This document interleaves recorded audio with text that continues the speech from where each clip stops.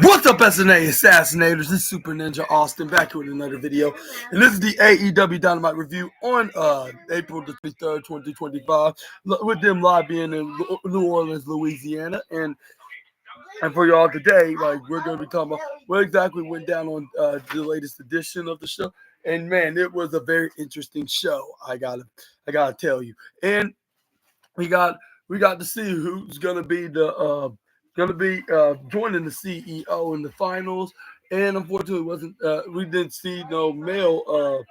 We didn't see no what's it called? What's that? The males doing it in the what's it called on Hard Cup tournament. Like that won't be until next week when they're in Virginia. And we also got some special celebrity guest stars of a hometown celebrity, I should say, and that is. And also we got like some declines from a individual like that's trying to join the faction, like from most of the teammates. And we also got some pretty sweet, but maybe at the same time, bitter matches, and some very intriguing, some total intriguing. What's they called? What's called segments, and and much more. Not to mention, please make sure to give it a like button before we begin, and hit the subscribe and the post notification bell for more of SNA's videos, and subscribe over to his other channel at SNA Entertainment. Link is in the description box below. But yeah, now let's get into the first story, which is indeed the celebrity guest appearance, which Antonio Schiavone was the one that made the announcement, which was the hip hop legend himself, Master P. It was his pleasure to be in the company, and it will be an honor to be a part of the announcement of the new AEW Trios champion, none other than the Ops of Samoa Joe, Katsuyori Shibata, and an honorary member of Powerhouse Hobbs, with them holding on to their Trios belts. That's where we got. Here's where we got. Shimo's like, let me try this one though. Like I want to make these people say, that's where fans said the iconic catchphrase of Master P. This is where like, nah. This is where then they stood along with him as well. When they're putting this where it's like, yeah, again, make it say, with the P, like saying it. This is where it's like, nah.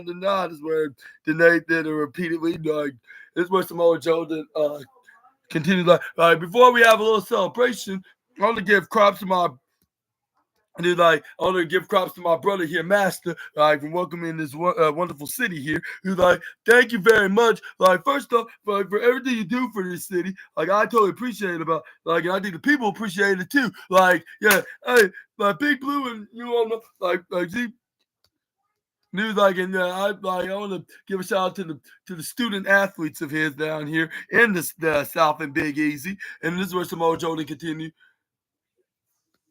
And that's where the Master P appreciate them supporting Big Blue Collective. And then this is where this is not student asking about the Master P, the coach P getting the number, manager love from the city.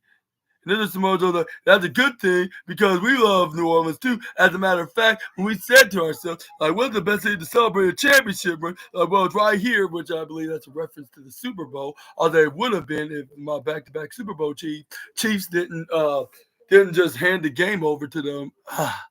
Flashback in Philadelphia Eagles. But anyways, this is what Samoa Joe's like, yeah, and we're gonna bring you home to the New Orleans. This is where we got the Death Riders kind of trying to take over the celebration. This is where we got them. This is where they are going at it with the new champs, right? Because they're sore loser, but this is where they end up having a numbers advantage over them, with them attacking them and throwing right into Barry's tombstone. This is where I was like, yeah, of course they would do that because the toxic water is making them to be sore losers. Well. And that's what I was saying. Like, you're forgetting you're in Big Easy in New Orleans, not in Cincinnati. So you cannot be start throwing your hissy fits into a city that you're not even from. But it's where then we got, luckily, Master P distracted John Moxley, the leader of the Death Riders. Then Samoa Joe go for the Coquina clutch, put him to sleep. And that's where Master P got the few shots in, which even though you don't look very strong, what Samoa Joe was doing to the clutch, but it does it's very entertaining when somebody does. And this was like, yeah, he's solving the big problem here, my boy Joe here. And it's about to be a problem. Like you know what? I put him to sleep. As a matter of fact, this where the task point out that he already done that. Like uh, there's no problem for Joe to do that. But this where we got the irresponsible EVPs that came in. Hits what's the name? Samoa Joe with a steel chair right in the back. This is where the bitch man was there with them, or should I say their bitch assistant. But that'll be I'll be an explanation for another video for a different day.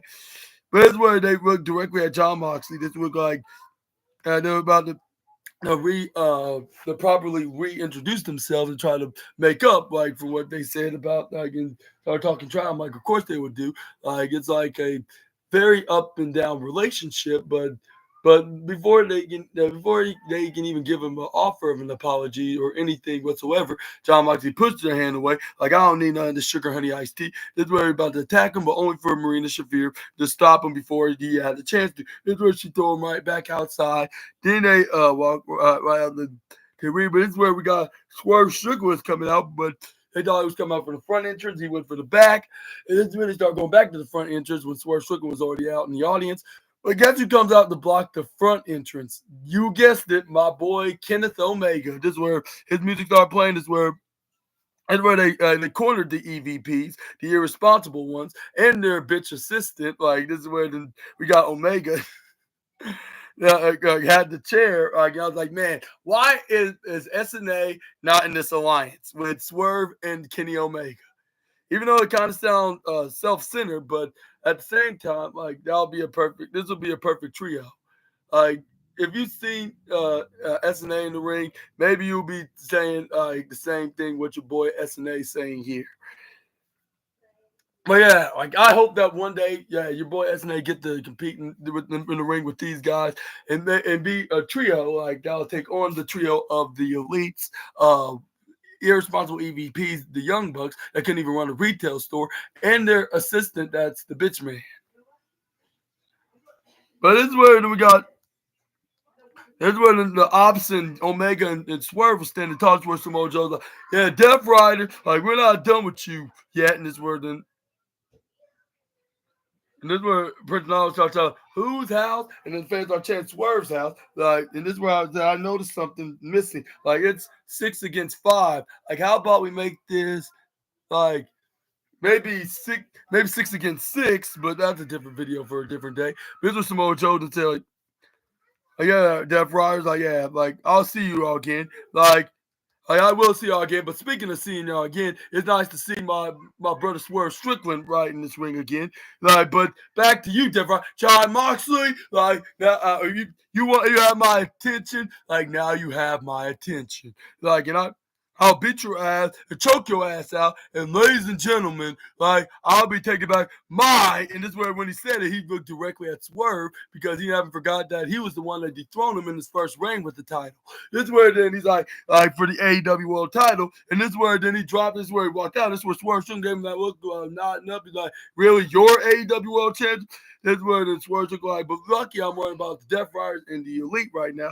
Otherwise, I would drop you right in your head again. This is where Omega tried to be Peacemaker. Like, hey, like I'm just trying to back both of y'all up because it looked like y'all were seeming a bit outnumbered. Correct me if I'm wrong. Which Swerve Strickland appreciate him being the Peacemaker.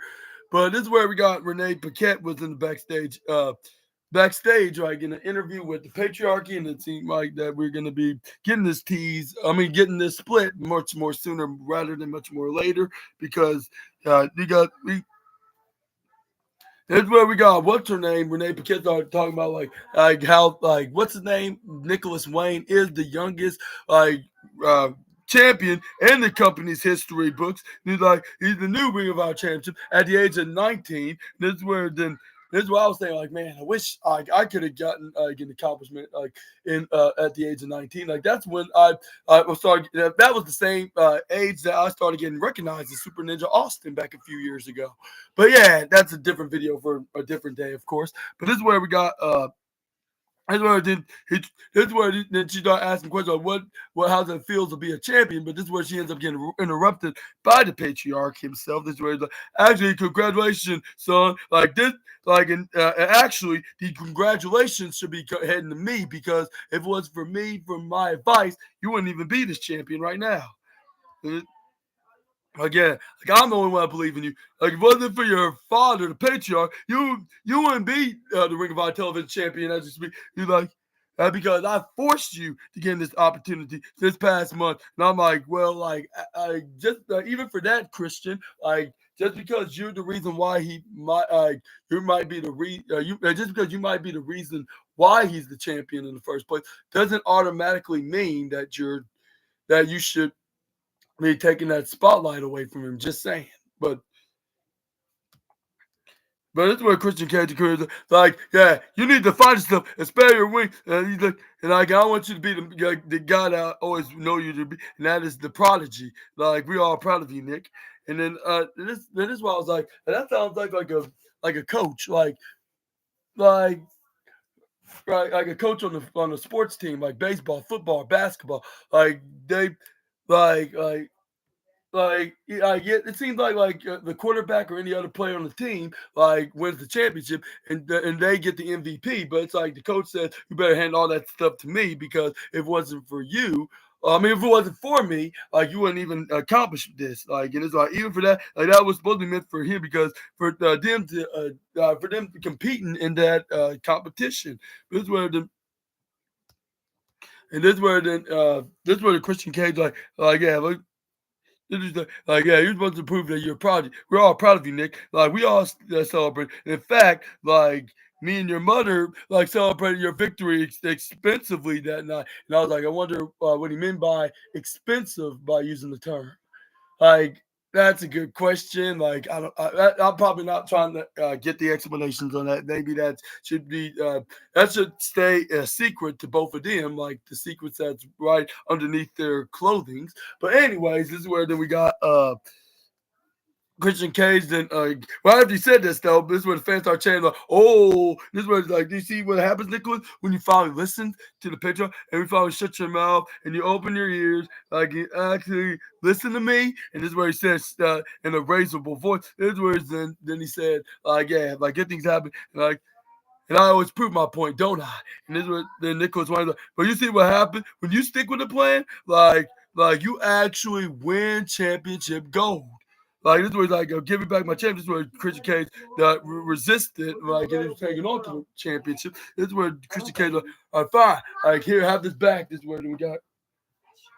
Thank you. Under Christian Cage admitted that he loved his family. And I was like, do you love this family or your previous family? Like that's probably going to be answered in the foreseeable future down the road. But what are your thoughts onto this? With this up next element from a split of the patriarchy. Let me know down in the comment section right down below. Do you think it's going to be coming sooner? And do you think Christian Cage could be the shocking candidate that should turn babyface? Please let me know in the comment section right down below. But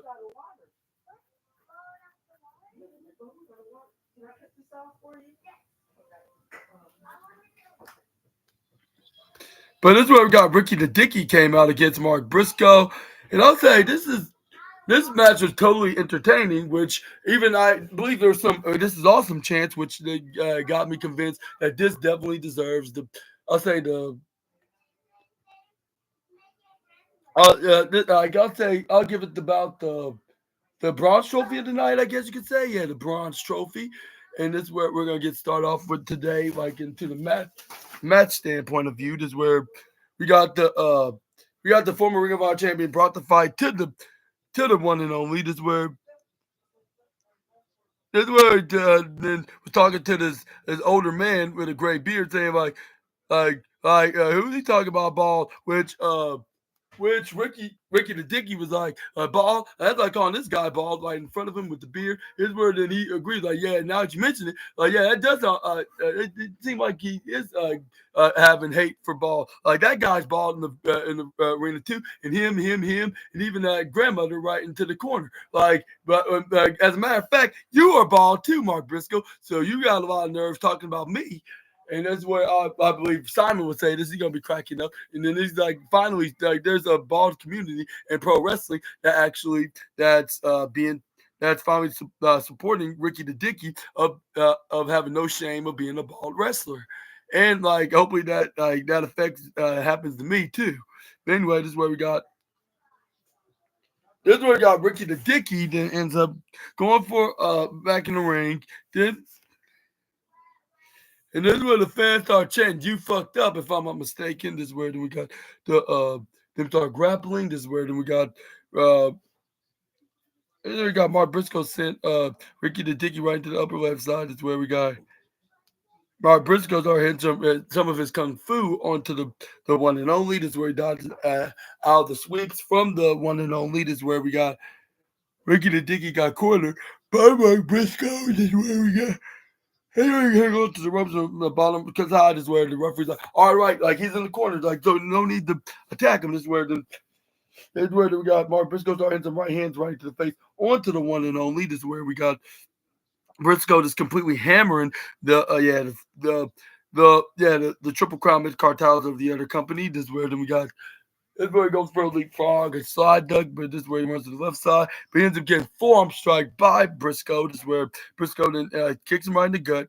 Then this is where we got Briscoe then hits a boot right in the side, left side actually in his face. Then we got Mark Briscoe boots him on the outside to the left side. Then we got Mark Briscoe go for a scissor kick right to the ropes, knocking out the one and only. This is where we got Briscoe was like, oh, you want to play big boy games, huh? Like with that super kick, huh? This is where fans are saying, you fucked up to Ricochet again. I promise I'll never say that again. But this is where they end up saying it once again. But that's probably gonna be the last time I mention them saying that. This is where we got Ricky the Dicky that ends up going for grabbing onto the leg. This is where then we like. All the funny games are going to be coming to a very depressing end for Briscoe here, but this is where he gets a middle drop kick by Mark. This is where Mark then hits a rolling cranking with an elbow drop. Then we got Mark Briscoe starting to go for knife edge chops on the Ricky the Dicky. This is where then we got. This is where he picks up Ricky the Dicky. Does he go for a right hand? This is where then he sends him right to the upper left side. This is where we got Mark Briscoe going for a suplex right onto Ricky, but this is where Ricky flips right out of it. This is where he goes for a roll-up, which is the most devastating move in professional wrestling. But this is where Mark Briscoe ends up kicking it out at 2.6.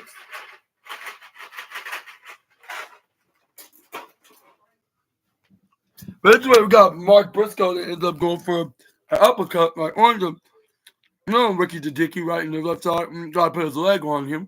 But we got hit him hard to the point that his jaw and chin was stinging from the uppercut. And we got Mark Briscoe trying to go for an attack, but this is where Ricky the Dicky grab him to him. This is where he threw. He's on right to the left side. This is where we got. Ricky the Dicky start using Mark Briscoe as a sacrificial lamb by hitting Briscoe every single area with the ropes in the ring. We got the one and only go for a missile drop kick. It's like, hey, you still suck, you loser. One fan told Ricky the Dicky. Like he completely ignored him, like if he wasn't even there when he was told that. But we got partial powerful force and all pro wrestlers came on right afterward. Martin got done with the partial adverts. This is where we got Mark Briscoe was right back on top. And in fact, he was hitting a Dream Valley driver or a Dead Valley driver. I'm going for sideways, flipping him right over. And Briscoe to go for a flying sliding clothesline, slamming right onto Ricky. This is where we got Marking with up in the bottom right corner side of turnbuckle. Then I think people trying to go for a Froggy Boa, if I'm not mistaken. But it's where we got Ricky and Dicky. What? He's gonna go. I'm gonna flip line to the bottom left side, but it's gonna get blocked by Mark Briscoe. He's ready to go. He takes out the right hand and hot shots Mark Briscoe. And he tried to go springboard maneuver. It was indeed a 450 spot, springboard 450 splash, by the way. But we're trying to go for a pin. Went for kick out at 7. This was Ricky the Dicky was one to be sure it was a 2 and 7 count. But we got Ricky guys go Briscoe out, but that plan ends up backfiring because Briscoe ends up doing that. And we got Briscoe bring her back in the ring. And we got Briscoe run. Hager running devastating clothesline. I made him to the 360. Try to go for a pin. Going for the Dicky kicks out at like 2 point, what was it? 2 if I'm not mistaken. Oh yeah, 2.8 actually. This is where we got Mark Briscoe trying to go for the J Driller, if I'm not mistaken. But that's where then we got Ricky the Dicky. Then they push him right to the bottom left side. And then you got Ricky the Dicky was like, okay, now it's time for a closeout, but this is where Mark Briscoe smartly move out of the way. Hits a middle drop kick. Then Ricky the Dicky to try to go for a surprise roll up flip with his legs on the rope, but this is where the rubber counted 1, counted 2, but this is where we got Mark Briscoe ends up kicking out, again, flipping it over, turn to a roller, get the 3 count out of shocking fashion. I was like, Mark just really just do that. And where even Ricky the Dicky couldn't believe it. They were when he was celebrating, Ricky the Dicky then did what he would normally do, will act like what this nickname stands for. But luckily, Kevin Knight came out and he came for the save, hit the swing big old right into Ricochet when he was trying to run up to him, try to go for an attack. But this is where we got Ricky the Dicky then try to go grab him. Try to grab onto the scissors, but this is where got Kevin Knight then stopped him by grabbing him. This is where the guy almost got him. This is where then he put at everybody. This is where he got in the ring. This is where we got we got Kevin Knight help out Mark Briscoe because that's his new buddy. Like ever since they had that 6-man tag match with Speedball Mike Bailey, and Will Ospreay, of course. But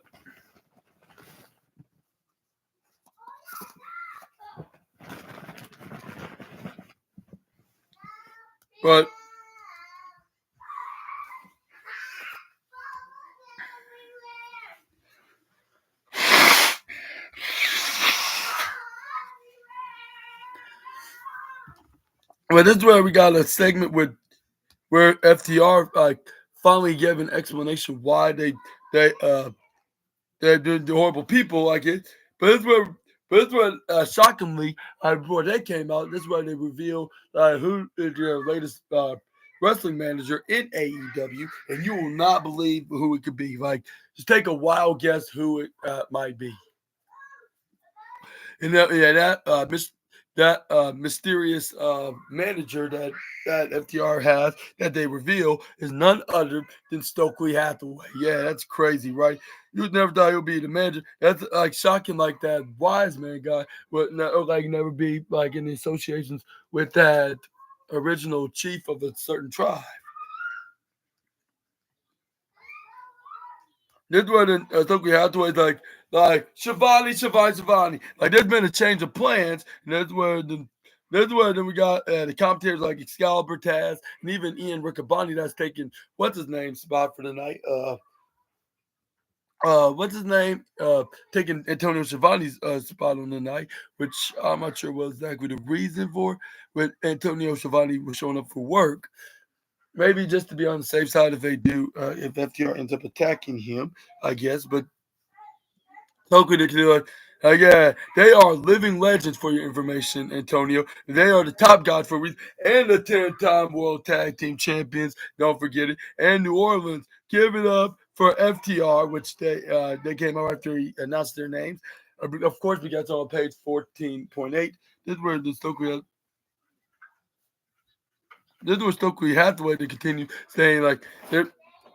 It's like this place has definitely been has been taken over by some basically some heathens and criminals. Like that's what he described them. This word, and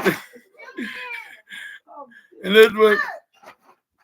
And he's like, and Antonio Schiavone had the nerve to talk trash on Cash Index. This where then like yeah and Maxwell nearly set people on fire. Oh, awesome! But anyway, this where then Stokely's like, and Hangman Adam Page like he has committed arson by basically just by setting another person's house on fire. And Ricky the Dicky like decided to come to work every week and shave people with his pair of scissors. Like, and then this where then he can. And John Moxley, like, should I list of all John Moxley's crimes? Like, I think I will, which I was like, yeah, like, that's one thing I'll definitely agree with you, Stoke. Like, yeah, like, and it's finally somebody has acknowledged the fact that John Moxley is a kayfabe criminal, which is a KC, and unfortunately, I'm not talking about just the initials of the best city of the United States. But yeah, he should definitely be arrested for all the crimes he committed. All thanks to courtesy of his toxic, disgusting water line. But this is where we got. He's like he called he committed acts of terrorism, kidnapping, and extortion, and he done all the things to you two guys that he walks around AEW, and these are still unpunished. Like, and that to me is totally just unjust. And he was like, yeah, don't worry, that's what I'm here for. Like you see here, like that suspension, like that, like I'm gonna have it expunged from their permanent record. And then this is where then we got Uncle Dax the X like that's fine, like I get this reimbursed to you, like thanks for the very public, like of the very ugly, nasty, and I emphasize that nasty way, like that's what's all played out.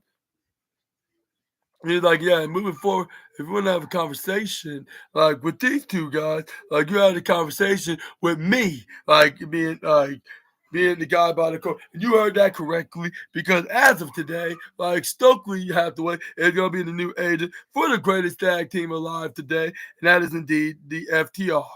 And then this is where then and that's where then the commentators admit that this is big news, which it is. Like whether if you like it or not, like this is very stunning and shocking. Like, and I didn't mean that like in a very like saying it's a good looking. I'm saying like it just totally shocked me. Like I'll say you could say that FTR can do everything that to be like a worst heels in the tag team division, or if not overall AEW, maybe even over Donald Callis. But I would never. You would like it. Definitely would not have been in my bingo cards on any year to see FTR have a manager like Stokely Hathaway or agent, whatever you want to call it. But it's where Uncle Cash the Flash was like, all right, everybody, I'm talking here, so don't be so rude. Like, and don't forget, like, it was 2.0 and that got in front of our faces. It was 2.0 that came at us, like, with him saying, like, nothing against you, Danny, but yeah, it was 2.0 that I come in, they want to fight. And this is when the Cash Will was like, I'm sorry what we did, but where we came from, like when you like if somebody challenges us into a fight, like you always be ready for one. And that sounds like your boy SNA here. Like if he like ever got challenged into a fight, I'm like, if you want to fight, don't say I didn't warn you. But anyways, is where we got. And this what Cash Willard was like, and I don't think like 2.0 was ready to fight. Like just saying, but then putting his hands up, and I was like, yeah, it sounds like what I would say. Like if somebody challenged me into a fight, it's like there's a good reason why I call your boy SNA the assassin for a good reason. But anyway, this is where we got Cash Wills like, out of respect, Danny. Like, and we told you, like, we pinned him to 1, 2, 3 because you are a friend, Dan. He's like, you're gonna treat us like that. Treat like if we're just useless trash that's right in the front yard, like in somebody's house. Is what he's like. But yeah, don't forget, like, we were we the one. Like we the ones that helped you that when other veterans left y'all high and dry. Like we got you in the TNT title picture. Like, and he was like, we put Danny Garcia first. Like, And this is where he continues. We put Adam Copeland first, AEW first, and I just got nowhere. And they got nothing but disrespect. No more. Like it's gonna be FTR, and you're gonna really gonna boo us for that. Like with him being confused about this is where Tony Schiavone's like this is where the fans are booing their loudest. Like if there's a certain dirty man like that, they're finally cheering again because he started to tease some tensions like into the feud with the with his run as the mid card championship over the other company. But this is where we got Uncle Dax the Axton. He's like, hey, take it easy last season. Like when I hear the poke fun of you, like he's like, and I got some surprises for you guys. You we got the Rock and Roll Express, and right in attendance in the front row, which they pointed out onto the which they showed them right into the corner, right into the what they call the area, that little area, right into the barricade in the front row. This is where we got Uncle Dax the X invited them by calling them out, like saying like he wanted to give them the spotlight. This is where then I'm not sure we should trust him, especially in this role. Like, and even if they weren't in his character, they just automatically just invite us out of the blue. Like, we would still be cautious, even if they're still. I mean, they're now trusted. And this is where he brought him in the ring. This is where the instincts must have been right. Like if it were SNA, like having the same feeling about it. This is where fans are chanting rock and roll. This is where FDR admit that. And we're like, we're not really bad, man. You're like, I mean, I would like to have the tag team, the greatest tag team. And I'll ask you, like, I want to ask you, come in here. Like, there's a hard camera right in front of you, by the way. And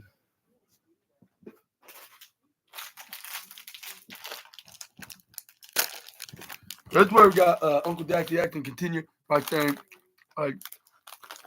come here, be like, what would you guys say? You got the greatest match ever. That's where, when one of them, I was about to answer that question until Uncle Daxie didn't have any patience, so he ended up interrupting that question that needs to be answered. Like, if it was up to me, I would say maybe I'll say is your Philadelphia your greatest match of all time. Like, wait a minute. It was against the Midnight Express, as a matter of fact. If we're being completely honest, no shade to you guys, like, with all due respect, we just thought Midnight Express was better than the Rock and Roll Express. You were fans are booing it because, they are garbage, horrible people, like, when you say such trash like that.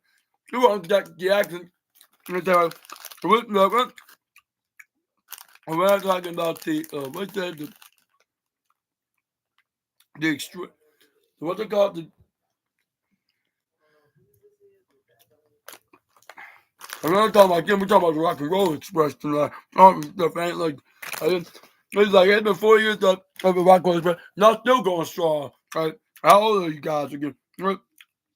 I he immediately interrupted before the Rock and Roll Express to any of them can answer that.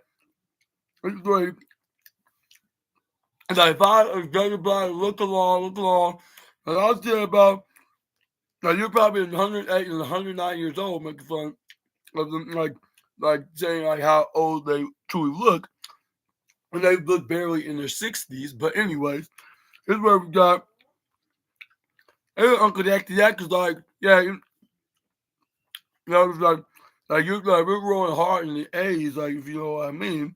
Like, that was your favorite experience in the 80s in wrestling. And this is where that one of them again, like, that quick with the same one keep interrupted by Uncle Daxie Yak. But this is where, enough. Like, it's the final straw. Like, I'm gonna take I'm gonna stop you right. We're gonna stop you right here, right now.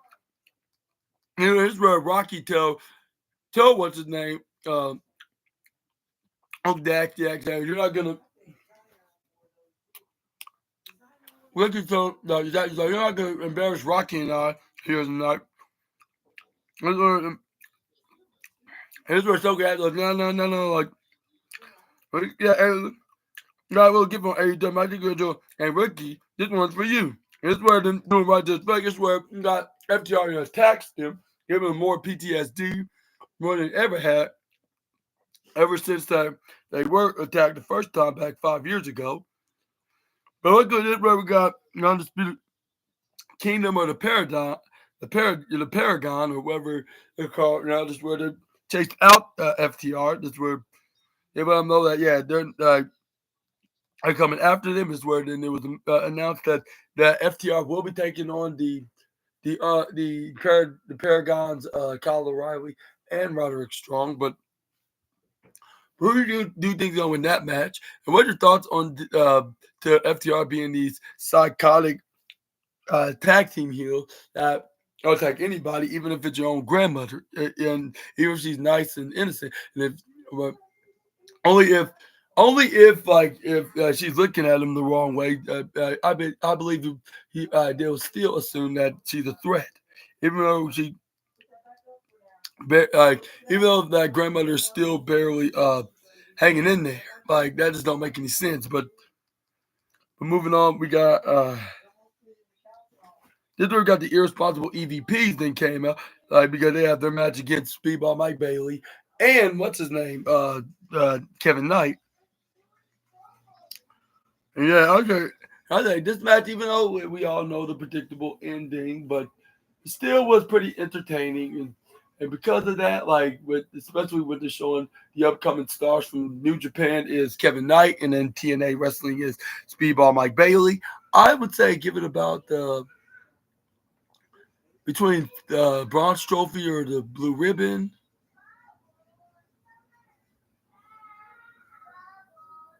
But yeah, this is where we got the tag team match. Is where we got. Game start off with, I believe, was Speedball Mike Bailey and Matthew Jackson of the Young Bucks, which is the irresponsible EVPs that couldn't even run a retail store. This is where Matthew gets tagged in by Nicholas. This is where then we got him to strike onto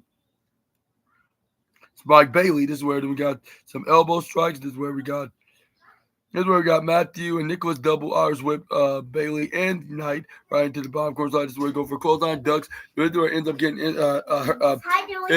what's it called? What's that European uppercut? This is where we got the Young Bucks to start going for their flexible muscle pose until we got Speedball Mike Bailey and Kevin Knight ends up going right up into a counter. This is where then we got Speedball Mike Bailey helps slingshot Kevin Knight into a springboard crossbody maneuver, which he ends up doing onto Matthew. This is where we got Mike Bailey helping him throw Matthew trying to Nicholas. This is where they're debating who's exactly going to go dive on them first. But this is where before they did, this is where they did a very cool handshake, and then they did the 10 drop. This is where they's like, how about we both do it? Because since it's the two of them, it's where then Kevin Knight's like, yeah, like I love your mindset style. And this is where then they go for the crossbodies onto the heels. This is where then we got the irresponsible EVP that thrown back in the ring. But this is where we got Matthew gets double Irish whip by Kevin Knight and what's his name? Speedball Mike Bailey. This is where it goes for a flip right to the right side. Then we got Matthew Jackson goes for elbow right to the face onto Speedball Mike Bailey. Oh, I see. I think you already showed that. Okay, I think that's enough. But that's where we got Nicholas Jackson going for an insecurity right onto Mike Bailey. This is where we got Nicholas Jackson got back in the ring. This is where the goes for a face buster onto Nicholas. This is where we got. This is where Matthew's like, yeah, let's do this. And this is where we got the partial powerful force and All of Pro Wrestling came on, which we all know is a commercial break, of course, or the picture commercial break. Once you got done with the adverts, the Young Bucks was still right on top. Like seem like they must have been fan favorites, which I don't know why they're associated with the bitch man. But anyway, this is where we got Speedball Mike Bailey. Then hit the boot right to Matthew Jackson, ducks out of Nicholas and go for some kicks like side kicks and turn to an insecurity kick, like with the insecurity version of that glowing wrestler that probably the CEO knows about. But it's where we got Speedball Mike Bailey then was trying to crawl, trying to get up into Kevin Knight. This is where Kevin Knight gets the tag. Then he tucked out a clothesline by Nicholas Jackson. This is where we got what's the name? Kevin Knight then and go for an attack onto Nicholas Jackson. Then where he hit the second one. This is where he tips around the left side. He gets countered to the right. This is where he goes for a springboard leap dodge, slides, swopes, and hits a clothesline. Then we got, Kevin Knight. That's what we're talking about. This is where he goes right to the upper right side. This is where he goes for a splash right onto the spot there. This is where he did on the upper right side. Then he throws right in the middle, but this is where he goes for a chop, goes for right hand, but he gets ducked by Kevin Knight. It's where he body slams him right into the middle of the ground. This is where we got Kevin Knight to hit the take flight frog splash. Try to go for a pin, get a 1, a 2. This is where we got Rick Knox only got a kick out at 2.5. And this is where we got what's his name? This is where Kevin Knight then wait for Nicholas Jackson to try to get back up. This is where he almost go for like a DDT, but ends up getting hit with a hip suplex, flip right up. This is where he goes for a second one, but this is where he flip right up with the second one in a row. This is where we got Speedball Mike Bailey try to come in and cartwheel, try to flip and help out. What's his name? Kevin Knight, but he ends up getting hip suplex by Matthew as well, just like Kevin. It was a double one, which I was very amazed about it, but despite being associated with bitch man, I think I'm probably gonna give it like 2.5 stars. But anyways, here's where we got Matthew Jackson go first by with a little supporting clap from Nicholas. This is where Nicholas tags him, get it into Gary. This is where he goes for a roundhouse kick onto Kevin Knight. This is where we got. But this is where we got Matthew Jackson didn't have what's his name? This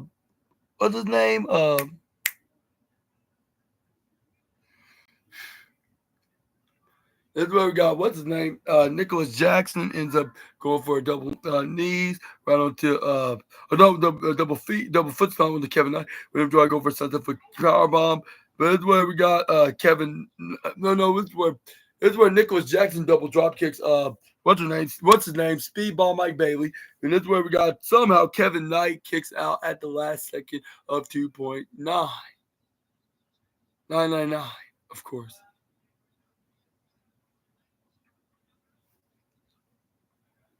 But anyway, we got Nicholas Jackson like, okay, like if we can't do it this honestly to Kevin Knight, like maybe we just, and this way before he can get a chance to think about what they should do. This is where he tags in. This is where we got Kevin Knight, then dodges him, tags in Speedball Mike Bailey, hits an exploder suplex onto the irresponsible EVPs that can't even run a retail store. This is where we got. This is where we got Nicholas Jackson goes for a pin right onto. And this is where we got Nicholas tags in his brother. What's his name? Matthew. This is where then Matthew started doing a little taunting himself along with his baby brother. I mean, this is where the fans start. This is where they start shouting. Let's do the shout out super kick, which that's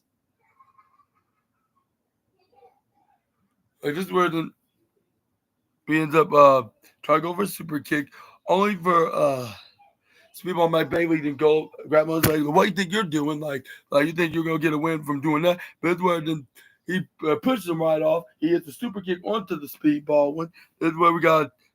Was it Nicholas and did the same with Kevin Knight. This is where then you go for another super kick on to Bailey. Speedball Mike Bailey. This is where we got. This is where then we got Nicholas Jack try to go for a round kick, beat by my baby, try to do it, but both men fall right down. This is where Will Ospreay hit the what they call it, this is where we got Kevin Knight to hit the Canadian Destroyer. This is where we got both Speed by Mike Bailey and Nicholas Jackson to go for a spinning roundhouse kick, which to the point that it knocked both men down. This is where we got.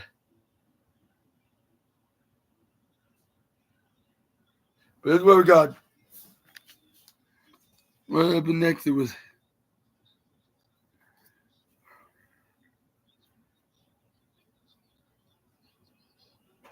But this is where we got a roundhouse kick by what's his name? Nicholas Jackson onto Kevin Knight. This is where he goes to the left side. This is where Kevin Knight.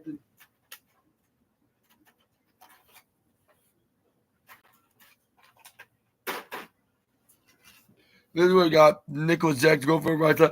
But ends up getting wiped out with a drop kick. This is where we got Speedball Mike Bailey picks up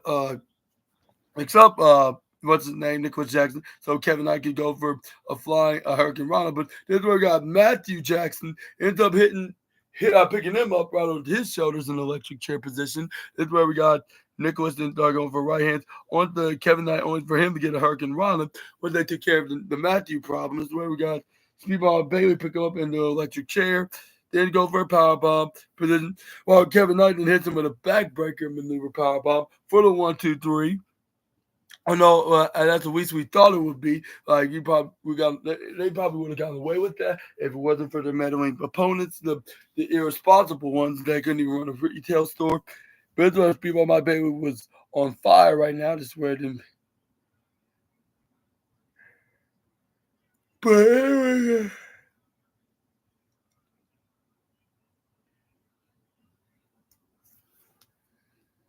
But that's where we got what's his name?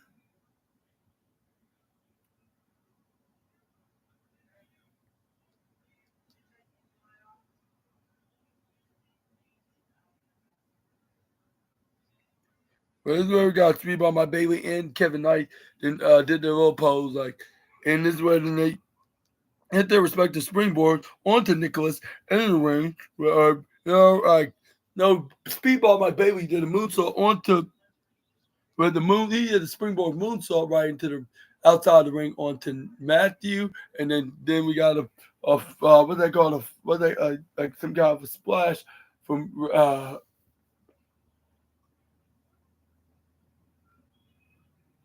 we just kind of night through splash, I believe that's what's called, to help him get the 1-2-3. No, I don't think it was a 3 count. What am I talking about right now? He got a kick out at 2.9999999999999. Double triple nine minus 0.1 away from being 3. Then we got. That's where we got Kevin Knight then went right into the corner, waiting for him to get right after a.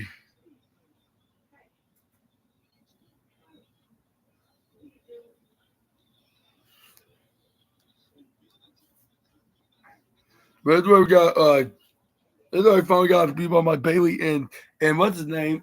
Kevin Knight was probably back on track. This is where then they thought they could try again, even if it's like the 4,444th time. This is where we got Speed by my base, Snapmares, Nicholas, hit a super kick, and then a diving knee drop with Kevin Knight to go for a sideways frog splash, try to go for a pin. They probably got away with it right here. If it wasn't for the Young Bucks' signature meddling pushes, like from the.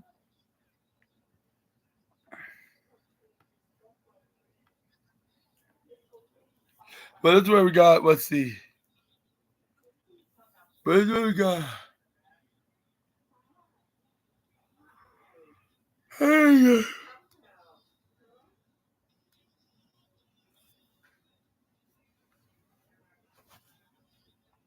then we got Kevin Knight and Speedball Mike Bailey that ends up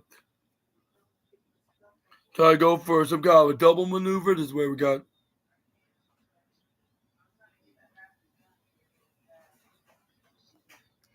Like double team avalanche suplex, only for get an axe handle right in the back from the EVP that very irresponsible.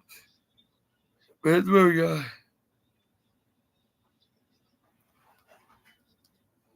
This is where we got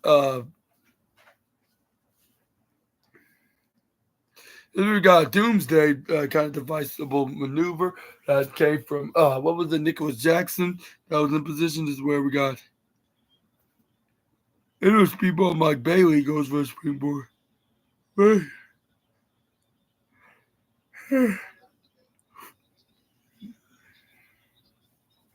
But this is where we got the Young Bucks and hits the TK driver, gets knocking for speedball Mike Bailey on the ringside. This is where we got Kevin Knight did a pretty cool leap dodge right out of the double clothesline by the Young Bucks. This is where they get a Pele driver right into the face. This is where we got.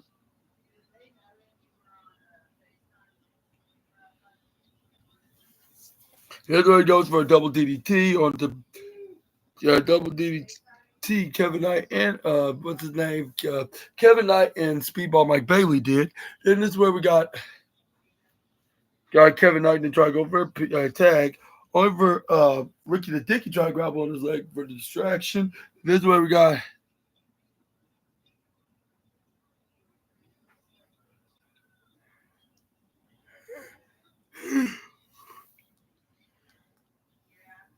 But what that was what's going on. This is where we got. This is where we got Kevin Knight trying to go for springboard maneuver, only to get only. But it helps the Young Bucks get the EVP trigger. 1, 2, 3. Winners of this match, the Young Bucks. But what are your thoughts onto this match? And do you think this definitely deserves the third place spot? Please leave a comment section right down below.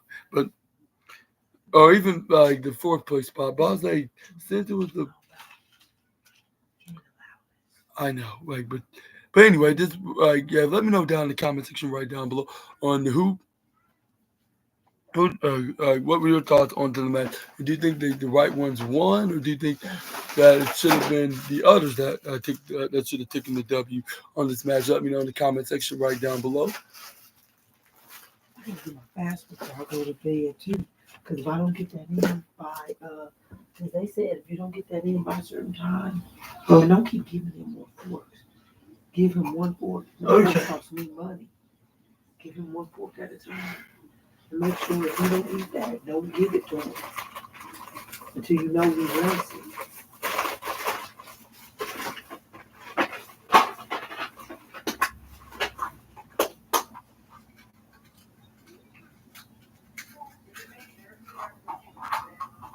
I'm about to throw this in the trash. But anyways, yeah, that tag match get the fourth the third place spot, and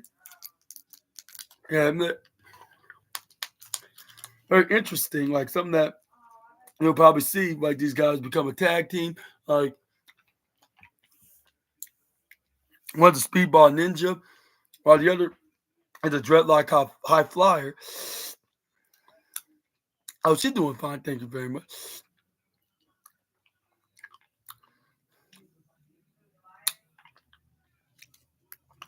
But anyways,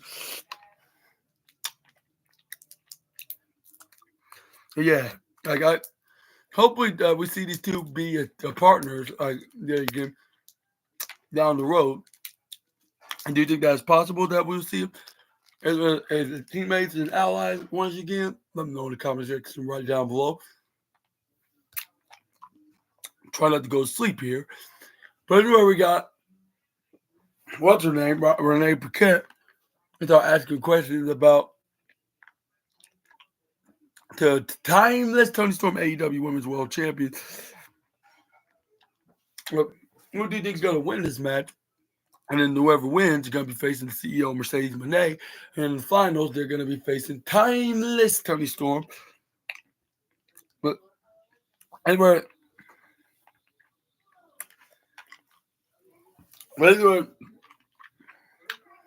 you've been talking with everybody in the tournament. This is what you're like, why shouldn't I? Because these two are the premier individual in our entire industry. So, ladies, good luck right now.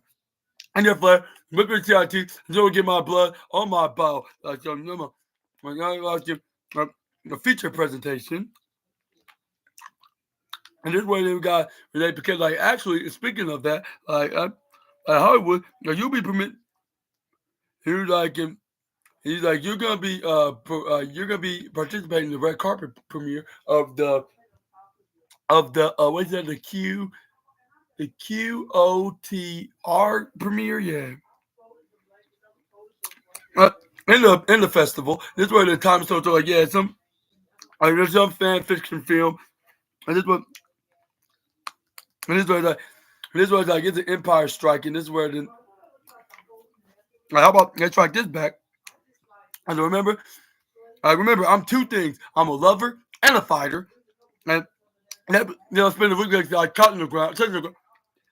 Like that's where I'm gonna be going the whole entire weekend, touching the ground. I do not mean I don't have an idea. I know the there's like attention sut tabs. Like this one very day, Uncle, I will have a championship eliminated performance. Don't anybody that has the nerve to have the itch of a championship opportunity come to me before she can even say that. Next thing you know, you see what's her name? Queen Amanada, I throw directly at her, and she was standing onto this box structure. This where the what's her name? Queen Amanada was like, yeah, guess who's back? Like, and I love to fight. So let's do this. Like, you know what Tommy Jones like, don't know my darling. Like, you know, I'd love to make cinema without having Luther carry her around. That's where I got about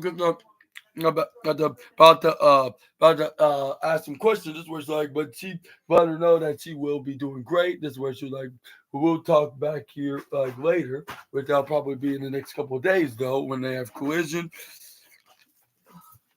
This is where we got the Hurt Syndicates came out. This is where we got MVP and official announcement once all three of them got in the ring. This is where the MVP like yeah, it will be courtesy of the Hurt Syndicate, like on the behalf of the excellent Shelton Benjamin and the almighty Bobby Lashley. We are the Hurt Syndicate. Like, and the most important thing that we do is hurt people. And it was like, they're like, yeah, sure do. Maybe be like, as a matter of fact, we're so good at hurting people that every single tag team that we do face, like for the AEW tag team titles, like, well, they have not been back since then. They've all been at home and trying to convalescent, like, on how to defeat us, which that's true. Like, every tag team they fought, like, whether if it was the Private Party, the Outrunners, even the Learning Tree, like, they all fell from the Hurt Syndicate. And I'm like, I hope we get the same effect with a certain tag team that we saw tonight that got the W tonight. How irresponsible as hell, but that's a different video for a different day. Yeah, here we go. Um, they've been trying to recover from their injuries and talking about playing the take it down. Like, but he's like, but the Gates of Agony, like, he did step up again, but he just like to be hurt. That's a silly thing to say. The two of the most dangerous men of the planet. So he applies them and hurts them. That we won't definitely be seeing them in the foreseeable future. Like, but maybe perhaps in the future though. And this one, yeah, they probably are. I'll put these back here. I'm not trying. Are you good? This is where we got MVP said like. He's like, I'm not trying to impress nobody. This is where the MVP did say like and this is where the MVP like we're just here to handle business and then and collect championship and hurt people basically. Yeah. And this is where MVP did also has right now. Yeah, I'm gonna put the spotlight on the almighty Bobby Lashley because he wished to have new things to say for himself. And this is where he's like, so, well, Bobby, like the floor is all yours. Before he can even say anything, I heard a motor vehicle, a very fast motor vehicle, started zooming in the garage of the building that AEW was taking place at in New Orleans. I was wondering who that may be. It was a black. I think it was a black Lamborghini, if I'm not mistaken. But it did have the butterfly doors. Everybody the fans already knew who it was. Right? It couldn't take an expert of AEW just to know that is the Saw of the Earth himself, which is MJF. Everybody got some nice like fancy dress shoes that matches his colorful scarf that he normally wears. And then he gave his keys to a guy that looked exactly like Chuck Taylor. Like he was like, yeah, like keep it running, like keep it running, keep it warm for me. And he punched him right into the family jewels. And then he started cracking up, like, what a douche. And this where the MJF came back in the ring. And we got thank our Chetness man, like MJF repeatedly. It really got MJF got the business. He was like, all right, gentlemen, like I know, hell, you all know that you guys have a great time last week, if I'm being honest. Am I right? And MJF's like, well, look, if you want to get that for the rest of your life, like all I need is just 3 thumbs up, and I'll continue where uh, everything where it came from. I'm like, it seems like that all these bribes that you do attempts that are gonna be constantly, and they're gonna get used to it. And they're gonna it seems like that they're gonna actually gonna be putting the thumbs down every single time when the bribes gets bigger and bigger. I think it's gonna be leading up to a storyline like MJF that not gonna stop giving all kinds of gifts and some bribery items like or bribable items in order to get to impress her so they can join them. But he's actually gonna do it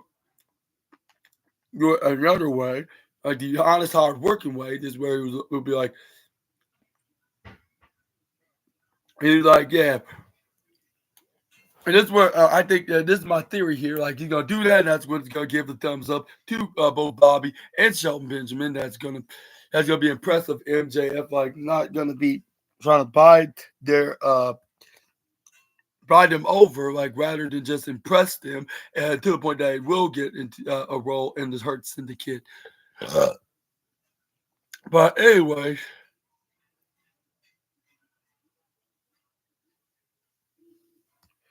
MJF to continue. MVP like, all right, boys, we want to try this one more time for this one. Like, you know how I feel too, boys. And that's where he put the he like thumbs up. Like anybody would do a thumbs up. That's where the task confirmed that's 1 thumbs up right there already. Everybody like, all right, Shelton, what do you want to do? That's why fans were so impressed and well invested into this view. Into this angle. That's where we saw where most of the fans are chanting 3 thumbs up, 3 thumbs up, and that's where the Shelton Benjamin is like, no, no, what to do? This is where he got his they're like about to do thumbs up, only had to turn back around, and where the fans like, oh, when he was like, oh, and that's where Sean Benjamin was like, well, like he has impressed me for the last week, like or so, like, so I'm gonna give him like.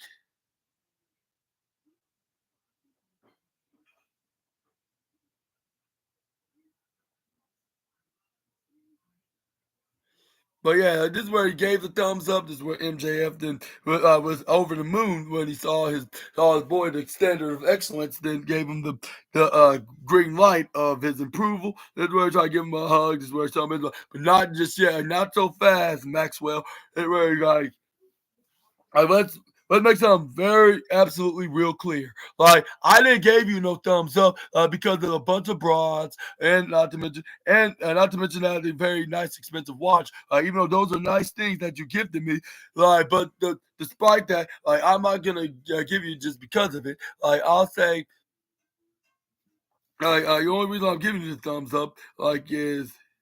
And then because, well, like if this man right here, because of Montel, You like, and don't forget that, like, if anything falls through with you in this faction, that's where the MJF's like, he was like, "What are you talking about? Like, I would never stab Montel in the back. Like, I love Montel. That's the same stuff from a guy that turned on all types of wrestlers. Like, and I bet like these fans love Montel as well, which they do. Like, that's why they always chant their catchphrase slogan of the Hurt Syndicate. That is, we hurt people.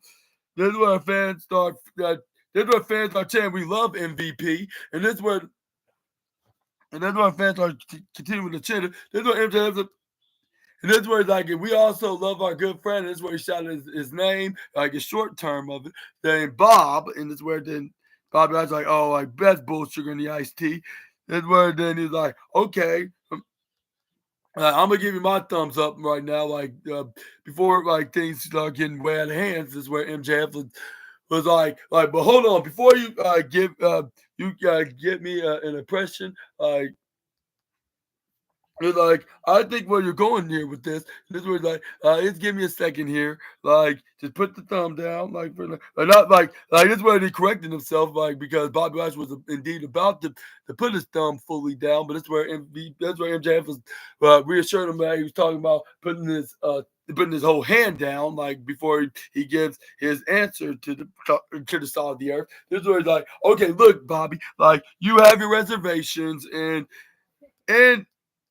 got your mind made up. But if I'm gonna give something, like I want to give all the money, the power, and respect to the Hurt syndicates, like I need to do it right. Like I need to bring all the gold in the world. Like, yeah, you bring a lot to the table, Bob. Like, I mean, like, but it's where then he said a term that MVP would be very disrespected about. But since this was Maxwell Jacob Friedman, he allowed him to say what's on his mind, which it was the term with all due respect. And this where then and the MGF's like yeah, I got like I'm bringing something to the table like that you did not have that you didn't do before. Like I know this plays like there's a lot more than anybody here. Like I know how to cut corners and I know how to and I know how to cut corners and make something happen just for a snap of a finger more than anybody do. That's where Taz even admits that that's a true statement, and like in reality, because he said that's totally a shoot.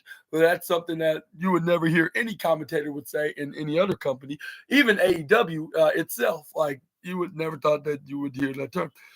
But it's where MJF's like, yeah, like I can win by any means necessary more than anybody. And that's why I did look at the camera and make sure that everybody knows that. If you let me in the syndicate, like we just want to run AEW, we run professional wrestling, Bob. And then this is where then everybody Bobby Lashley's like what you got us into, Montel. This is where MVP just yeah, just let him talk because it might be something good, and this is where it ends up being the case because it's where MJF revealed it by saying like and despite my best here, it's like just to let you know, everybody, like it's not my fault. But you look directly at Big Bob himself. This was like, but like I gotta admit, because I am the star of the earth, like I've been a little prickly, towards you guys, especially with the last few rejections from the last few weeks, like. But I want to let you know, HS, I'm gonna say the two things that's on the bottom of my heart that I never ever have said before in my life, and that is Bob, and this where then he starts sounding like Squidward on that episode of April Fools where he got a cat in his tongue, like he just cannot say the words "I'm sorry." This is where he keeps slipping up his words and have a tongue. I'm sorry. And this is where fans are chanting that he's still a prick, which that is true because how can I just say two of the most easiest words in all of the in the I'll say what's they called, the polite manners, the book of manners, I guess you could say. But yeah, this is where then. And this is where fans are chanting, say you're sorry afterwards. But yeah, he don't even know the definition of the term. I'm sorry or apologize. This is where MJF's like, if you want me to do it, just shut up and let me do it. And this is where he told Bobby Lashley that he's sorry, which he said very quickly, which was only 1 second. Like if it's a one word rather than two. That's where Bobby Lashley's like, should I accept his apologies? Where it felt like some evil entity just fell out his body, like of a what's it called?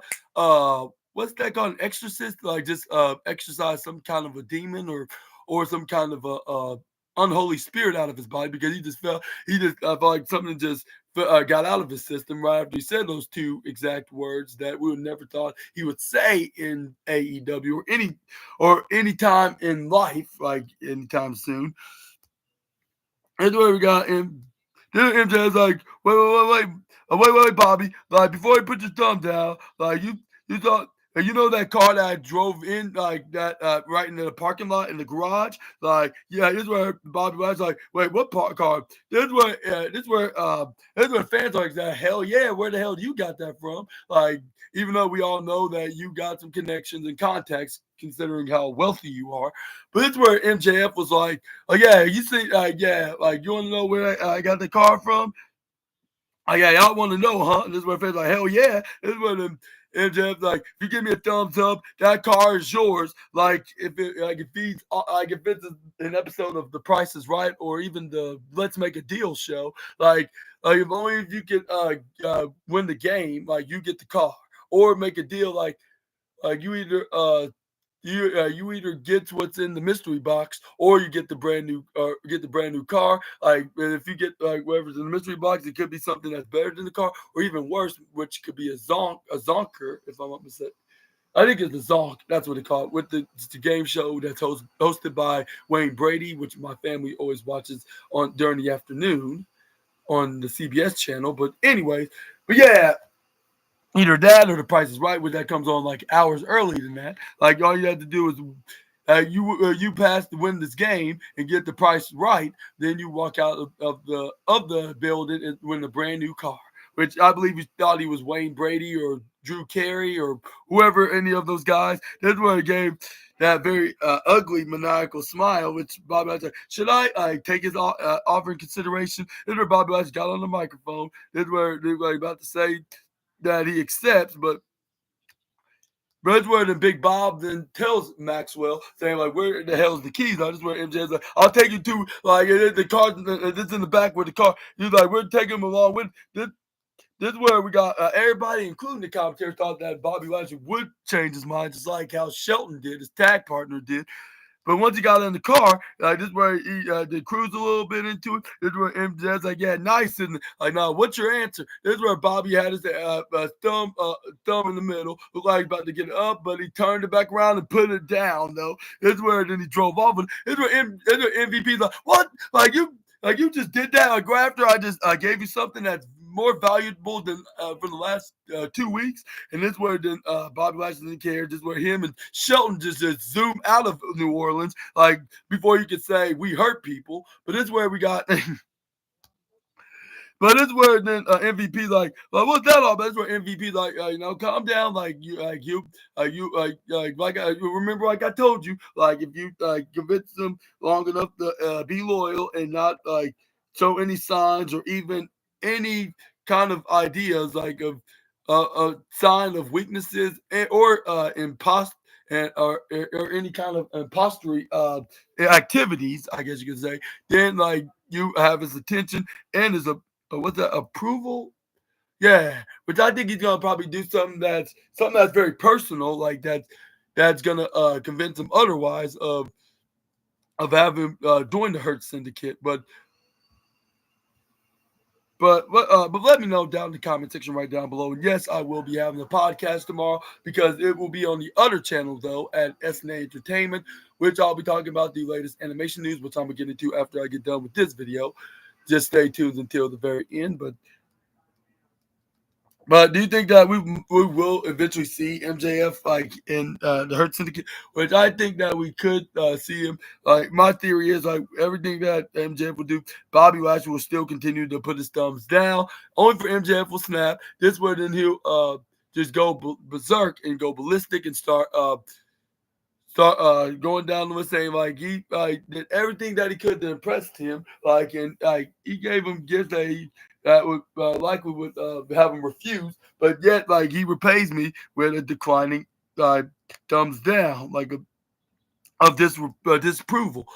And this where this wasn't the last time we seen Maxwell Jacob Friedman on the night, because this is where we got Hangman Adam Page, a guy that fought MJF a couple months ago, like in a was at a backstage interview with what's her name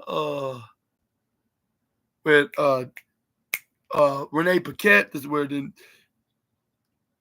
everybody got MJF then interrupted, like for some reason, like right before Hangman Adam Page can even have anything to say before his big match next week. Like winner gets to face Will Ospreay like in the same night as the women's do, and then this is where we got Hangman Adam Page like.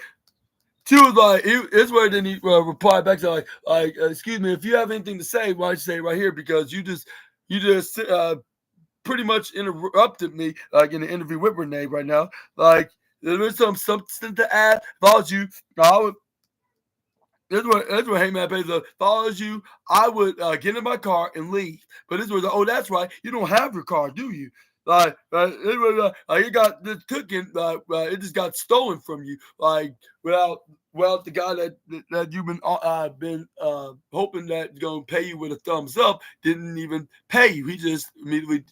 What kind of dealer are you? Like if it was anybody in this car dealership, like, do you think they would allow the customer to grab the car without paying a single penny with that penny for the vehicle? Like, absolutely not.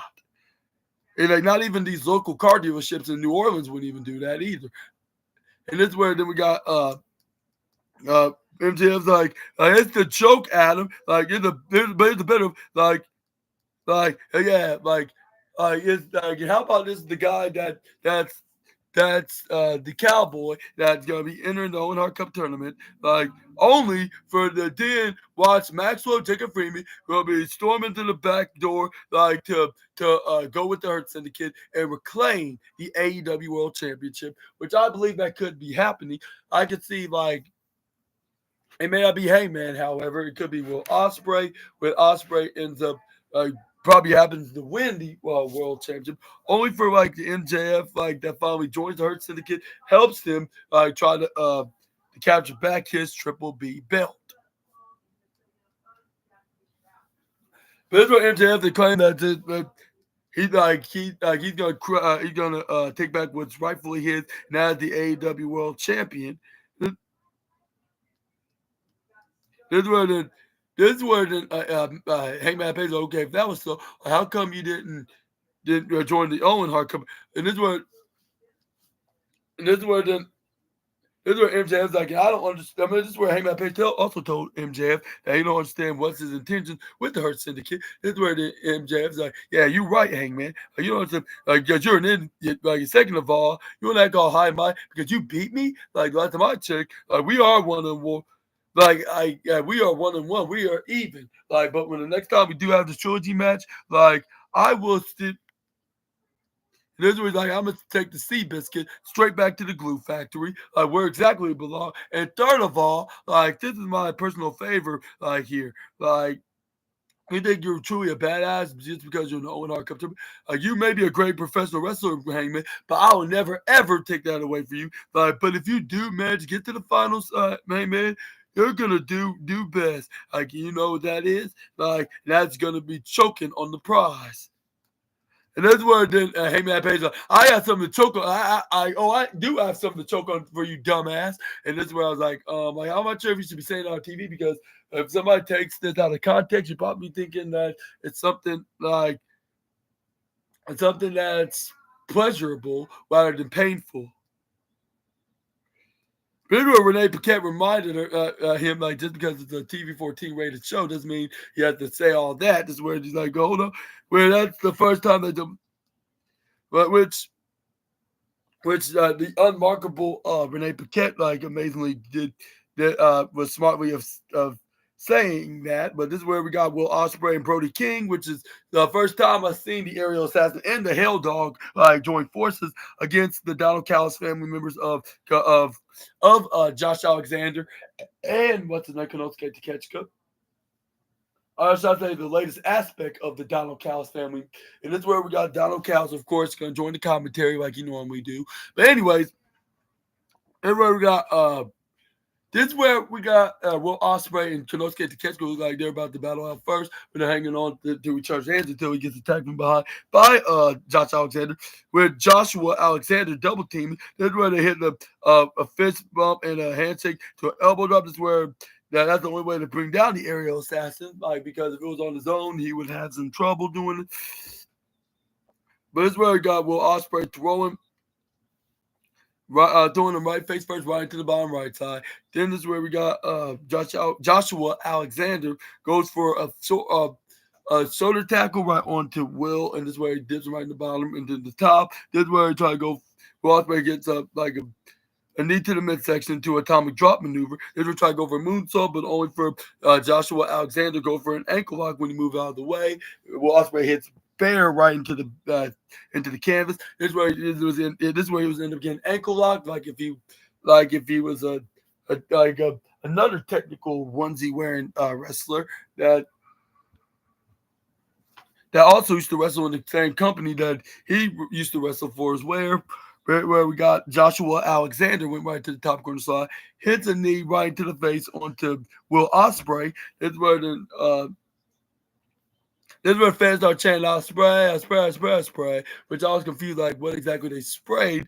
Like hopefully it's something good rather than smelly. But that's where we got Joshua Alexander through Will Ospreay right to the upper right side. Only for Will Ospreay to leap dodge over him. That's where he goes to the left side, hits slide Hurricane Rana, hits an arm drag. Then he got him locked into what they call an arm lock. This is where he tags in Brody King. Then this is where we got the Hell Dog. Then joined them. This is where they double dipped them right to the left side. Then go for a double shoulder tackle. Then we got Konosuke Takeshita trying to attack Brody King, but then we gotta go over body slam on them. This is where then we got Brody King. All right, go to the left side. This is where he gets picked up. Then gets foot popped up right onto the midsection. This is where we got Brody King hits what's it called, like a cannonball like maneuver. This is where we got Brody King picks up Joshua Alexander, then hits some knife edge chops repeatedly right into the chest. Then we got Brody King hits a forearm strike repeatedly right onto the head of Josh. This is where they got Kyle Foot. Donald Callis was bragging about the Donald Callis family, but the thing is, like, two of his family members are getting their butts handed to themselves, like by the Hell Dog and the Aerial Assassin. But this is where he thought he had some knife edge chops after knife edge, and some forearm strikes to follow that up with, and a knife edge chop, go booting him right in the neck. This is where Will Ospreay's like, "Come on, bro, like I want to get back in, like just tag me in, bruv." And this is where then Brody King. The chop tagged him right in his chest. This looks similar to like a certain 17 champion did to an animal. Like he just slapped him on his chest, which I was like, "No, you really had to go that far." This is where Ospreay was asking that exact same question. This was like, "All right, I'm gonna pretend that did not just happen because we got some bigger problems than getting personal hits onto each other." This is where we got Ospreay dips what's his name? Joshua Alexander right to the left side before he gets a knife edge chop, which Brody King gets probably second place for doing it. While Ospreay gets third place spot. This is where we got Will Ospreay then try to close on him out of the ring, but he ends up getting foot right to the right side. When the referee wasn't looking, this is where we got Konosuke Takeshita, put him down, stand him onto the left corner apron, hit him with a strike onto his back, and this is where we got a dive right on by Joshua Alexander. This is where we got what happened next. It was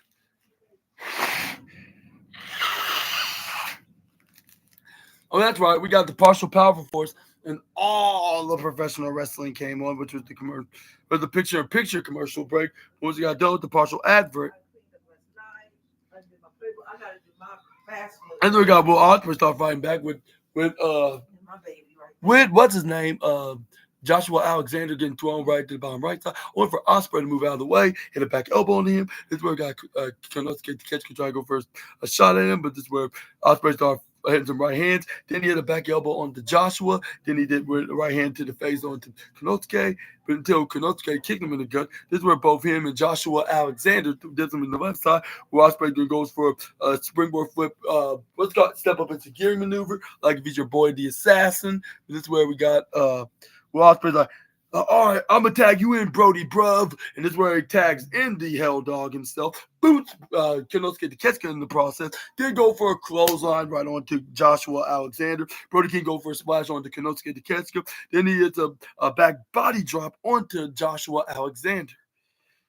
Then we got Brody, then grabs onto Konosuke Takeshita, goes for a wrist slide, again kicks him in the gut. Then we got Konosuke Takeshita going to the top corner side, ducks out of a clothesline. Brody King gets a massive clothesline, knocking him right into the ground. Then we got Brody King's barking, whoof, whoof, whoof, whoof, and this is where then we got Brody King. Then the how it's time to execute. This is where he goes to the left side, hits the suicide dive onto the both of the Donald Callis family members, of Joshua Alexander and Konosuke Takeshita. This is where he then grabbed both Josh and Kano to right to stacked up right into the chair, right into the upper left side, while he still maintains the number 2 spot, even though Uncle Dax the Axe, well, less of an uncle, more just Dax Hartwood, like he's still the reigning defending champ of being the most,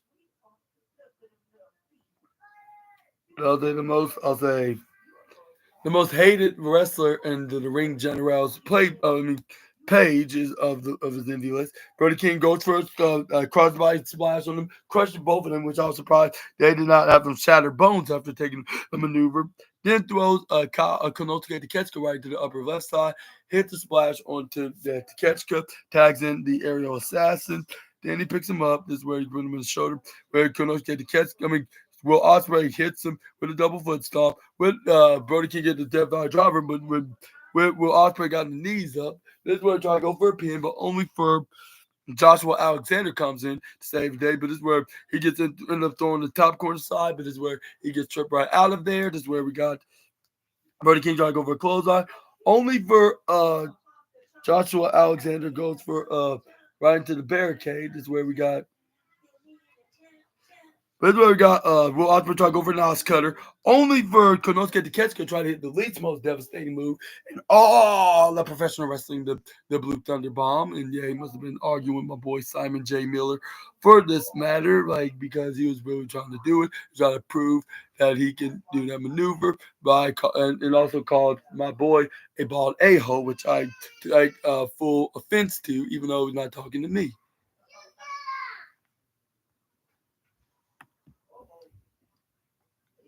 But this is where we got Will Ospreay elbows and out of reversal. This is where Konosuke Takeshita hit a forearm strike, where Konosuke and try to go for the top corner side. Then he tried to go attack, but he ends up getting insecurity kicked. This is where he gets thrown right to the bottom corner. This is where Will Ospreay goes for a springboard flip. Try to go for step up insecurity, only for the guaranteed Blue Thunder Bomb. He caught out in the midair, go for the pin, but he only got a 2 point. What was it? A 7? Yeah. But this is where we got Konosuke Takeshita going, what day is it? This is where we got Joshua Alexander tags in. This is where we got Konosuke Takeshita tags in Joshua Alexander, while Will Ospreay finally tagged in Brody King. This is where he tried to go for a power driver, only for Brody King counter, go for a wrist lock into a clothesline. This is where Joshua Alexander ducks the first time, but he ends up getting blocked when he tried to hit him with a right hand, hits him with a chop as well. Then a discus elbow right to the face. This is where then hits him with a running lariat, just bringing down the wrestler. This is where we got.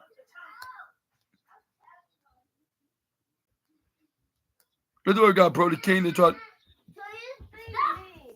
But this is where we got Lance Archer trying to create a diversion.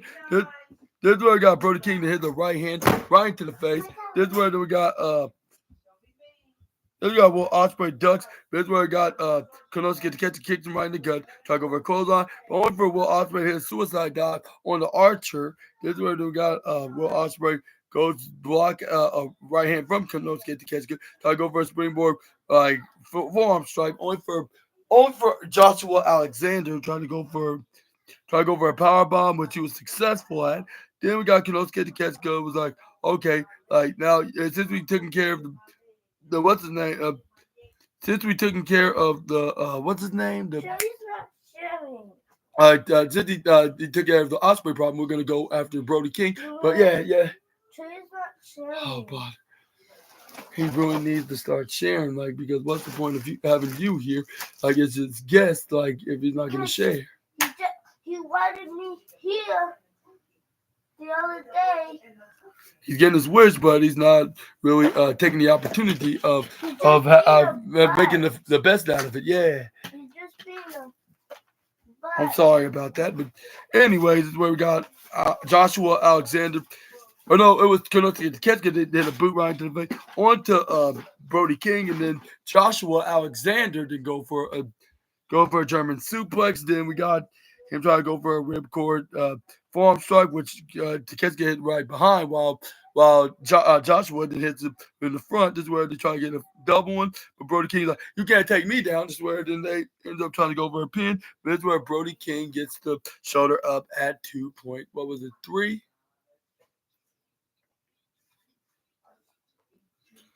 But this is where I got Konosuke Takeshita to try to go for the big knee strike, nicking that power drive knee onto Brody. This is where we got both both Joshua Alexander and what's his name? Konosuke Takeshita did a double power drive, which they struck him the victory. Not happy that the results ended up this way, but despite it, it gets the silver trophy of the night, considering the fact that this was it was a very well fought out match. Like, even though like the fan favorite baby faces lost, but still it helped like put over the Diamond Cows family. But even though I don't think they need to be over right this time, maybe that's a personal opinion. But I'm gonna let you guys to be the judge of that in the comments down below. But this is where we got the Proto Star that came out with. They try to help out, like fight off Osprey and Brody King. But this is where Hangman Adam Page came out trying to go for the save, but only for Asuka Rocky Romero come out with Trent Beretta. But this is where the Don Callis family was too many numbers. But this is where Hangman Adam Page was, despite like what they do. This is where we got them to start fighting the hell out of him. This is where we got the Proto Star. It was like, no, I'm innocent. Like, don't hurt me. And this is where then we got Trent and Rocky, the former IWGP Tag Team Champions, came out and attacked them. Tag him, and this is where I was thinking, like, yeah, maybe this we're seeing what's to come next week. This is where we got Kyle Fletcher. Then just you think that you're gonna beat me? You're gonna beat the Proto Star, and this is where he hits the brain buster. This is where this is where I was like, yeah, he's definitely not gonna be winning. Like, but I mean, like they could, but I mean, AEW could do exactly like the other company did with their visionary star. Like, he stand up tall over two guys and still end up winning this triple threat match in the pay per view recently. So yeah, maybe we can see something similar right here with the Proto Star, but that all depends if they see him into that level. And do you think that we can see Kyle Fletcher could still be in the finals with Osprey, or do you think it would be the Cowboy that calls himself Sugar and the Iced Tea, Hangman Adam Page? But yeah, either way, let me know in the comment section right down below. I would think that we could see it'll be in that direction, even though some probably would prefer it will be none other than the two former United Empire dudes. But it seemed like that they're leading towards the Hangman Page. Like, he could probably pull an upset, and then he can face Osprey. At Double or Nothing for All In's world title shot. But I still think it still will be Osprey. But yeah, again, let me know in the comments down below what your opinions. But moving on, we got to the next slide, onto the closing moments. We get the main event of the night, which is Kristen Statlander taking on Jamie Hayter.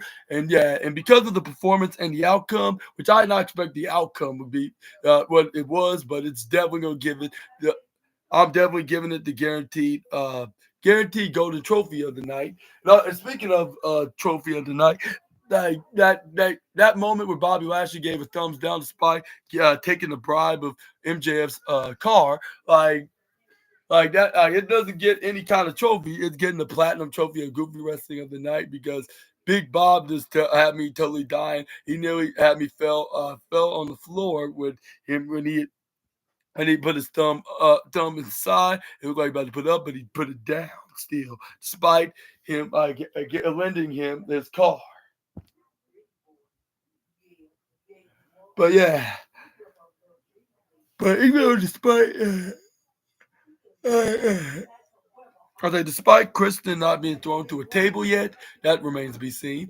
But it still was a pretty fun match, pretty interesting. And then we got to see like who's going to be fighting the CEO, Mercedes Moné, because the winner will, in fact, will take on Mercedes Moné at Double or Nothing. But Kristen Statlander got first with the shoulder tackle. This is where he got going for the chop. This is where they start going forearms with each other. Where Kristen Statlander ended up winning. This is where they got to go for pump boots. This is where they try to go for shoulder tackles. But they knock each other down, but they end up kicking right back up. This is where we got both women then recognize they do absolutely do have more things in common inside the squared circle than they thought they do.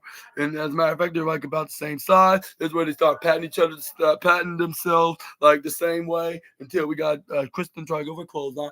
Only for thank all.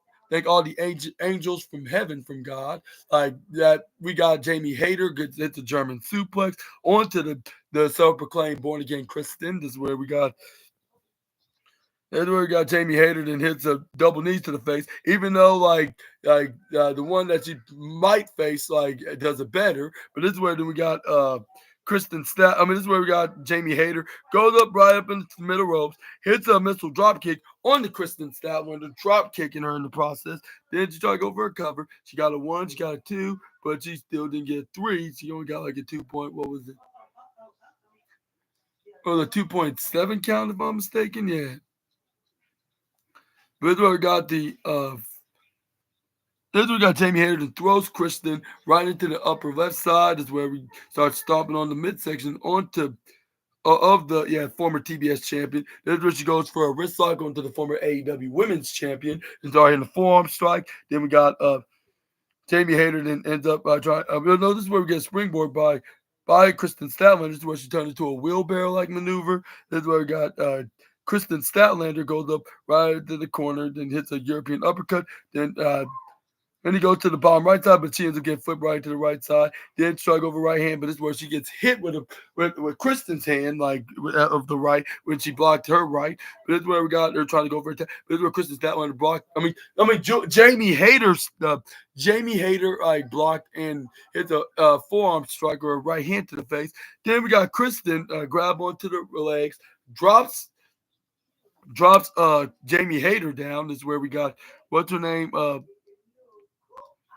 That's where we got Kristen Statlander ends up going for a moonsault, but only for Jamie Hayter to move out of the way, taking a page out of Samoa Joe's playbook. I'm like, I think that must be the most contagious idea ever in pro wrestling, because it's a logical one as well. Because because even Samoa Joe made a statement, made an example about if there's a meteor hitting Earth right now, you're gonna if you're standing directly in the place that's gonna be dropping that, would you be standing there for long? It's common knowledge.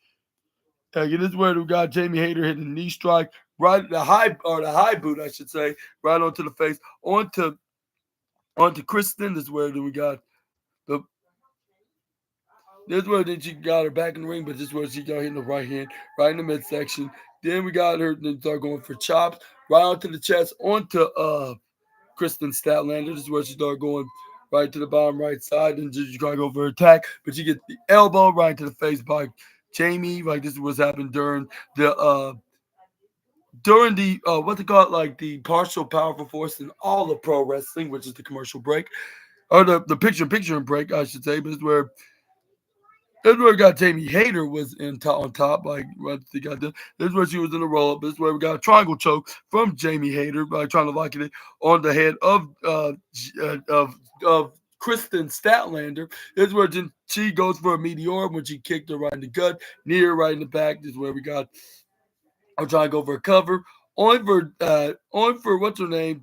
Only for Kristen Statlander only get a 2 point. What was it? 7, if I'm mistaken. But this is where we got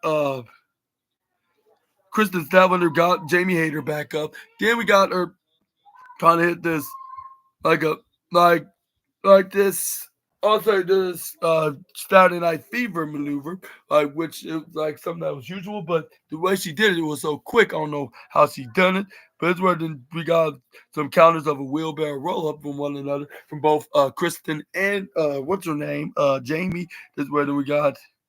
This is where we got Jamie Hayter, then gets back up. She then try to go for a discus clothesline, only for Kristen to counter out of it, then try to go for a clothesline, but this is where she gets super kicked by what's her name, Kristen Statlander. She goes for a swift kick. This is where she hits her right in the head. This is where she had to step up in Sagiri. This is where the and then she starts screaming, like, yeah, I finally got her down. This is where she goes for the right corner slide. Then try to go for her Garam, but she ends up getting pop-up power bomb by the born again Kristen. This is where then she picks her right up. This is where she try to go for a double underhook, only for Jamie Hayter to counter, then hits her with a British curse backbreaker into a wrist lock, which both women were down at this moment. This is where Jamie Hayter then put up her arms. This is where she kissed her bicep, saying like she's ready to hit the Hater raid onto what's her name? Onto Statlander. That's what she tried to hit her with that ripcord lariat. This is where we got, but this is where she ends up getting ducked by Kristen Statlander. This is where she has a standing modified version of the Blue Thunder Bomb, which it obviously didn't work. Like even though she didn't immediately go for a pin, that still would have kicking. Even though she didn't went for a pin, but it still would have been a kick out. That's where we got Kristen Statlander go for a 450. That's where she goes for a cover, but she got a 1-2. But that's where we got Hayter ends up kicking out and escaping at 2.7.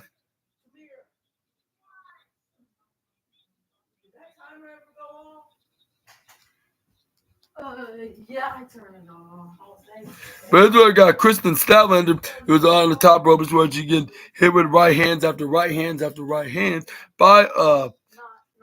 by Jamie. This is where we end up like try to go for a suplex. This is where then we get her trying to go for some kind of avalanche maneuver where they're picking up Kristen. But this is where Kristen then ends up pushing and the strikes onto the midsection onto Jamie. This is where then we got.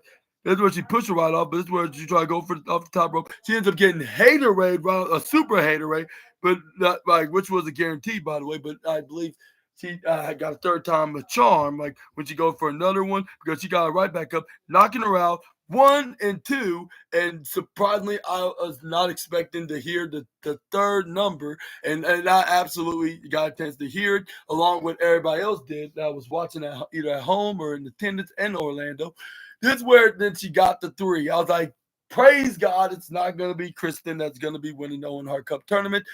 But like, I was hoping that it still would be the CEO. Like, I know, like, for personal reasons, for her and for the men's side, it's what's his name, Will Ospreay, which I was like, yeah, I know that's my personal predictions on the both men's and women's tournament, but maybe it could be a whole lot different, maybe partially different, But yeah, let me know down in the comment section right down below about that. But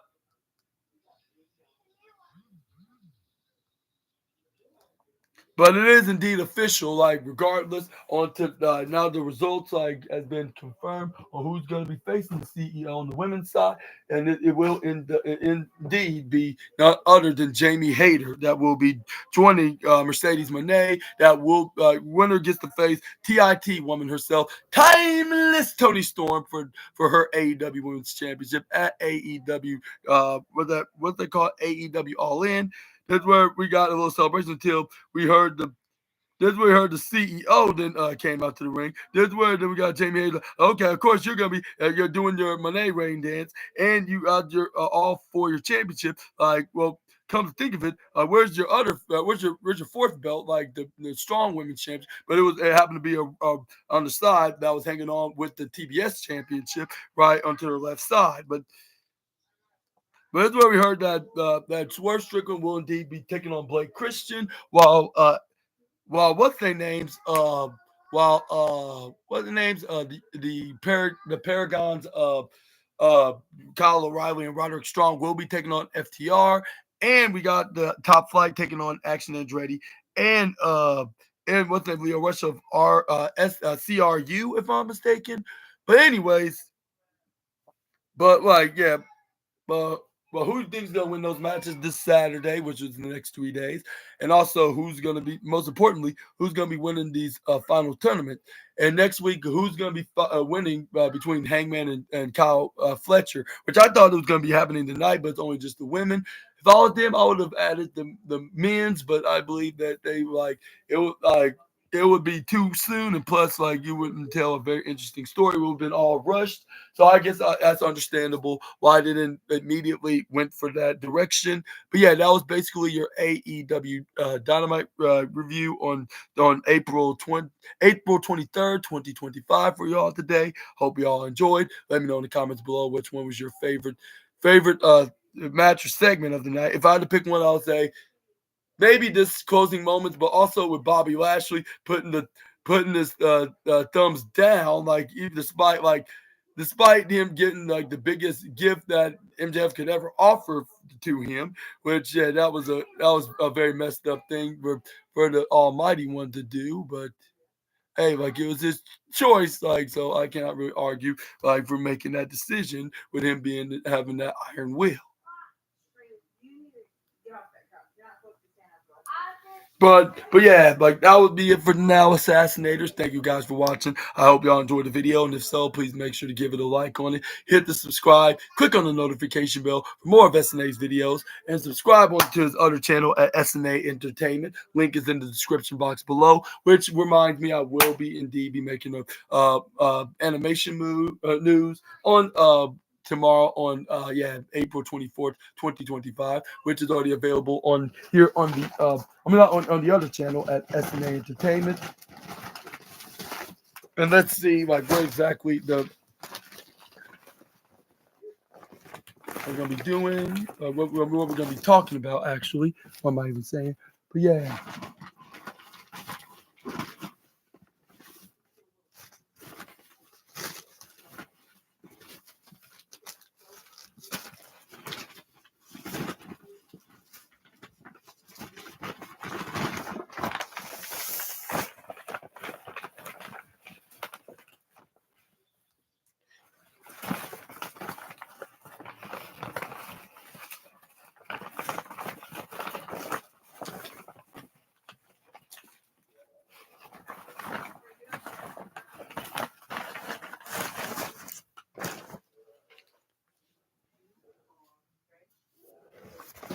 Where's my? Oh, you know what? I got the wrong one. Let me put it right here. But yeah, as I was saying, like, I'll be talking about from anime to typical animation animation series. We're gonna be talking about the wildest and intriguing uh animation news and rumors that you assassinators need to know from the Cartoon Brew article. And yeah, that will indeed be on my other channel at SNA Entertainment. Make sure to check it out. But for those that's going to be only watching my wrestling stuff, I will be doing it on Friday, which will be on, I'll say, April 25th, 2025. And we're going to be talking about the wildest and intriguing wrestling news stories, rumors that you assassinators need to know.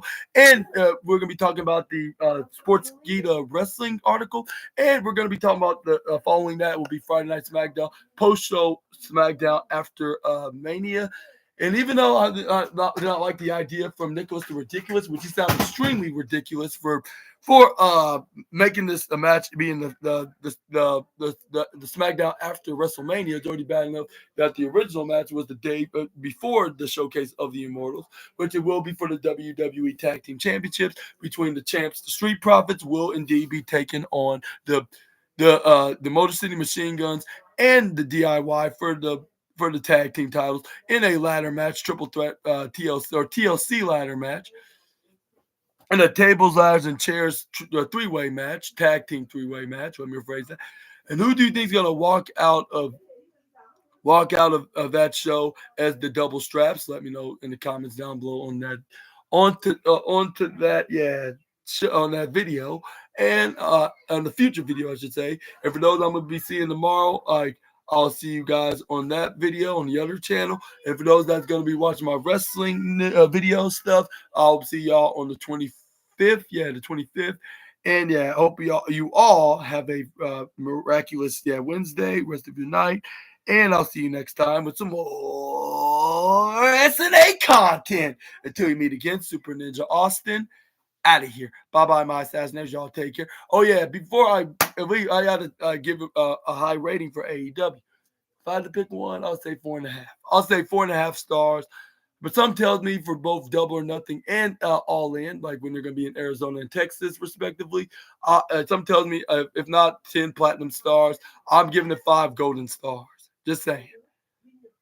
But until then, I wish y'all all the best. And I'll see you guys tomorrow and the day after tomorrow. Peace.